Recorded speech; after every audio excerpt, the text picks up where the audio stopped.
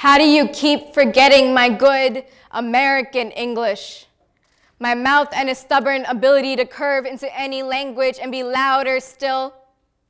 White feminism cloud everything but the spotlight. An obsessive lust for slum, arranged marriage, Saudi and other colonized bullshit. Y'all want all of my culture and none of my people, all of the sacrifice I have become and none of me. Want me for the photo op, want me far away from your man, his drool, and the way he always makes a mess of things. Look how dedicated you are, still serving it on a dinner plate, smiling. I am louder than your comfort. So you take what you can, my turmeric, my bindi, my men, my bastardized name. I am lonely in every language I stumble in. Hi, my name is Nanee Sajeev, and I am a community organizer, an educator, and a spoken word poet. And I believe in the power of emotional vulnerability. I believe that if we become brave enough to listen to ourselves and the people around us, we can create a community that uplifts one another. And with this support system, we can force the world to acknowledge us, to become safer for us, a world that celebrates each of our existences. But before I go on, we need to acknowledge the elephant in the room. The current administration actively attacks and hurts marginalized communities, including people of color, immigrant communities, queer, trans, gender nonconforming folk, and so many more. The current administration is a symptom of the disease, a result of the perpetuating violence that this country was founded upon. And this is scary. From this point of view, the problem is too big and it becomes overwhelming. But I believe that the solution starts with ourselves.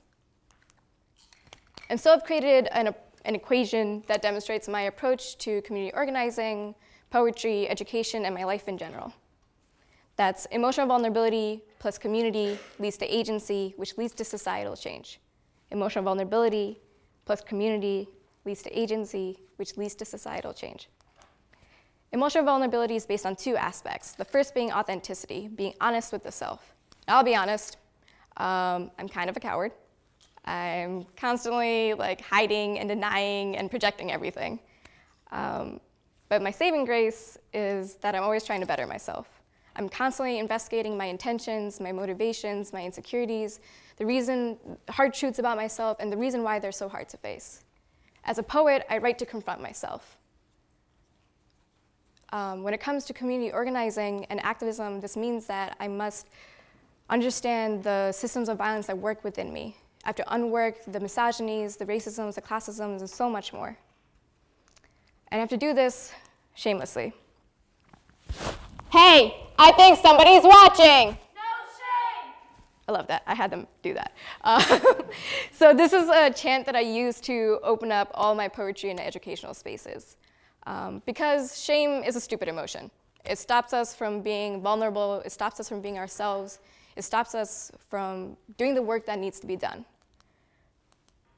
Laverne Cox, actress and activist, says that guilt is what we feel when we do something bad, and shame is what we feel when we think that we are bad. And none of us are bad. And even if we were, shame stops us from emotionally processing beyond that. Shame stops us from being silly, from participating in class, from yelling into a lecture hall. So audience, when I say, hey, I think somebody's watching, y'all yell no shame. Got it? Okay, we'll see. Hey, I think somebody's watching. No shame. Oh, that was beautiful. Thank you so much. I find that being emotionally vulnerable allows the people around me to also be vulnerable. And the goal is to build a community off of this. This image is basically who I am as a person. You have one blob saying, I have some feelings, and then you have another blob being like, that's great. How do you want to navigate that? And the first blob is like, I would like to emotionally process in this way. And then they're like, great, let's start. This is what holding space for someone can look like and what that means. Brave New Voices is the largest international youth poetry festival. Every year, for about a week, youth from all over the world come together to share their stories, their truths, and their lived experiences. I watch my students enter this space nervous and excited. I watch them absorb the energy around them and become stronger and become more compassionate listeners than they were. They sit in the audience like you are and receive the artist in front of them with all their hearts. They hold space for them. And when it is their turn to go on stage, the audience does the same. When the festival is over, and it's always really sad when it does, all the participants go back home. And they bring this motivation and support back home with them to empower their communities. They push their friends, their colleagues, their professors, their family members to be more motivational and supportive and inclusive and empathetic. And this is the backbone of the liberation movements we see today. When we listen to the people around us, we learn how the systems in place hurt them. And when we learn this, we work together to bring these systems down. Agency is the ability to do or change something. This picture, which I found on Twitter, is my ideal for what a community can look like. A community that embraces differences, that wants the best for you, and will work with you to create that. Agency can look like a million different things. It can be political, it can be a protest, phone banking, petitions, it can be a compassionate classroom, it can be a conversation. For me, it's spoken word poetry because the art form requires the artist to investigate how they move through the world. It requires introspection, but most importantly, it requires reclamation of the self, and this is a necessary and one of the most radical things that anyone of any marginalized community can do. So we have emotional vulnerability, community, agency, and now we have societal change. And we demand change because there's a realization and awareness that the people around us, that the system that we live in, the society, is violent and thrives off of this violence. A society that allows 1/4 of its women to be sexual assault victims and survivors. A society that allows trans women of color to only have a life expectancy of 35 years. A society that allows one unarmed Black man to be killed by a cop every 28 hours. And again, from this point of view, the problem is deeply rooted and overwhelming. But again, the solution starts small.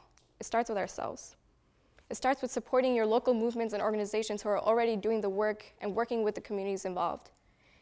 It's supporting youth empowerment programs because you want to invest in the future. It's supporting artists because they are pushing the narratives that are happening at a national level. It can mean being politically involved and calling your representatives. But firstly, and most importantly, it starts with listening to and learning about yourself, and listening to the people around you and learning about their survivals and lived experiences. Hierarchies in power depend on our isolation. They exist because we are complicit within them. And so we must disrupt them. We must become uncomfortable to listen, to learn, to expand, and demand more radical change till each of us are safe, protected, and celebrated. And I'd like to end with a poem by Fatima Asghar called If They Should Come For Us. And I'll read just this one excerpt. And 1,000 jasmines bell the air. My people, I follow you like constellations. We hear the glass smashing the street, and the nights opening their dark. Our names, this country's wood for the fire. My people, the long years we've survived, the long years yet to come. I see you map my sky, the light, your lantern long ahead, and I follow. I want to thank all the communities and people who have held space for me, who have educated me on all of this and so much more. I stand in solidarity with the communities under attack by the current administration. I stand in solidarity with our collective and our many, many liberations. Thank you.